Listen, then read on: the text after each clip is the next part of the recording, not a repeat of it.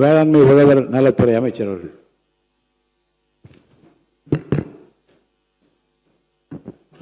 மாண்புமிகு பேரவைத் தலைவர் அவர்களே, மாண்புமிகு எதிர்க்கட்சி தலைவர் அவர்கள் காப்பீட்டு திட்டத்திற்கான பிரீமிய தொகை குறித்து கூறியுள்ளார். பயிர் காப்பீட்டு திட்டத்தில் சாகுபடி செய்யப்படும் அனைத்து பயிர் பரப்பையும் பயிர் காப்பீட்டு திட்டத்தின் கீழ் கொண்டு வருவதில் இவ்வரசு முனைப்போடு செயல்பட்டதால் நடப்பு குறுவை பருவத்தில் 3.98 லட்சம் ஏக்கர் நெற்பயிர் 1.34 லட்சம் விவசாயிகளால் காப்பீடு செய்யப்பட்டுள்ளது. கடந்த ஆண்டில் 2.77 லட்சம் ஏக்கர் பரப்பளவு மட்டுமே 1.5 லட்சம் விவசாயிகளால் காப்பீடு செய்யப்பட்டது. எனவே பயிர் காப்பீடு கடந்த ஆண்டை விட நடப்பு ஆண்டில் 44% கூடுதலாக மேற்கொள்ளப்பட்டுள்ளது.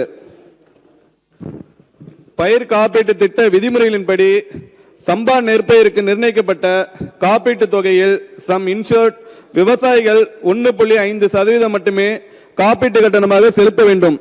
மீதமுள்ள 98.5% காப்பீட்டு கட்டண மானியத்தை தமிழ்நாடு அரசும் ஒன்றிய அரசும் சரிசமமாக ஏற்றுக்கொள்கின்றன.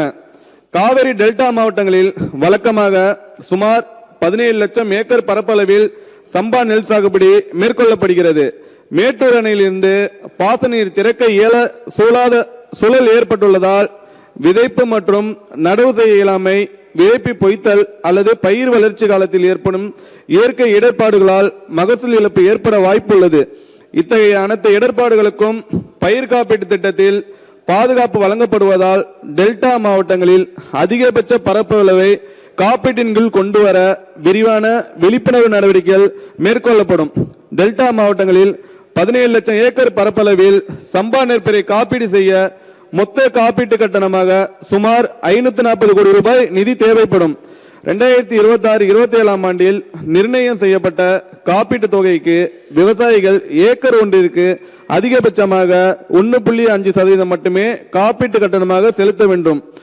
ஒன்றிய அரசால் அங்கீகரிக்கப்பட்ட காப்பீட்டு நிறுவனங்களால் நிர்ணயம் செய்யப்பட்ட காப்பீட்டு கட்டண விகிதத்தின்படி எதிர்பார்க்கப்படும் 17 லட்சம் ஏக்கர் பரப்பளவை காப்பீடு செய்ய காப்பீட்டு கட்டண மானியமாக மொத்த கட்டணத்தில் 440 கோடி ரூபாய் தொகையை, அதாவது 98.5% காப்பீட்டு கட்டணத்தை தமிழ்நாடு அரசும் ஒன்றிய அரசும் சரிசமமாக பகிர்ந்து கொள்ளும். எனவே இத்திட்டத்தில் விவசாயிகள் மிக குறைந்த அளவிலான காப்பீட்டு கட்டணத்தை மட்டுமே செலுத்துகின்றனர்.